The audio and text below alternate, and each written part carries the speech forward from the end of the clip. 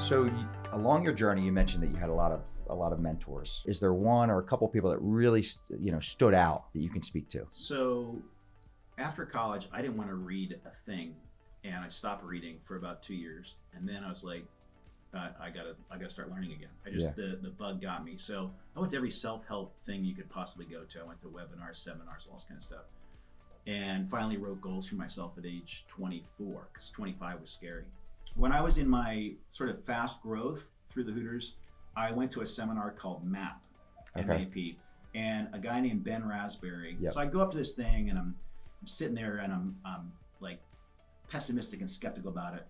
And I ask a question and he gets a little flip chart out and I'm just like, oh my God. So he was my Yoda. He was my business coach that we met on a regular basis and taught those principles of, so I would share, here's the challenge I have right now at this part of my career. How do we deal with this? Yeah. So I'd say those are outside the industry. Inside the industry, I would say that every boss I've ever had has been a positive or negative mentor. And then outside of my companies that I've worked for, people like Russ Bendel, that I think are just brilliant in the strategies and execution of what they've been able to do. We'll pick up the phone anytime I call with an issue or a question. Anyone you're brave enough to reach out to, will give you their time, the most valuable thing they possibly can. So I've tried to do that with people that when they call and reach out to me and give back. Kind of shifting a little bit, our industry is kind of in an interesting position, right? I mean, we've got a lot of internal, external type things going on. Like, where do you see the industry going? When we covered a lot of material when we were out in Las Vegas for the finance conference. So there's some good thought leadership that I think happens there, and you get to sort of hear the leaders in our industry share what they believe. I walk away from these conferences with, here's the collective belief of our industry right now. It's innovation, it's technology, it's culture. I heard a lot at a finance conference. I heard a lot of people talking about culture, which just validates that I'm going down the right path. Mm-hmm. So as a leader, I think my job is sort of look on the horizon and go, okay, what's about to happen? We just came out of the weirdest and hardest management time ever. There's some companies went totally away from culture and went totally bottom line and just said, we got to survive. Yep. And that means cut people, don't pay people, get rid of culture. Culture is not important.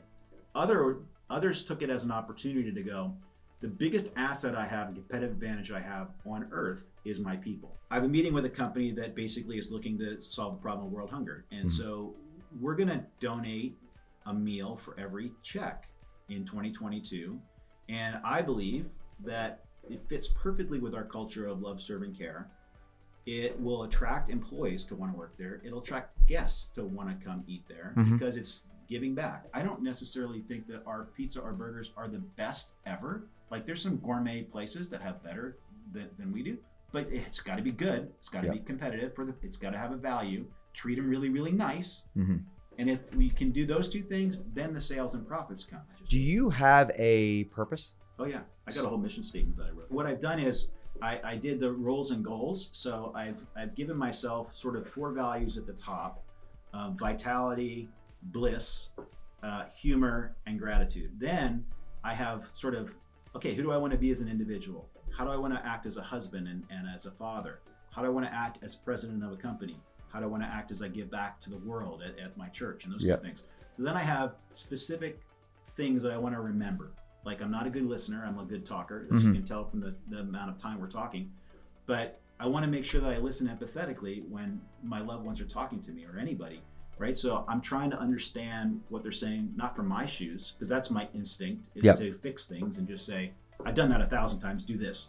But I need to understand empathetically what they're going through from their side with their background. So I need to ask some more questions first before I give advice. So it's just something that is on my mission statement that helps me navigate. And I probably update it twice a year. You're making me feel like I have a lot of work to do. I'll share it with you. I'll send it to you. But it's a great point. I mean, honestly, if more people took the time to do that, I mean, the life is so much more fulfilling.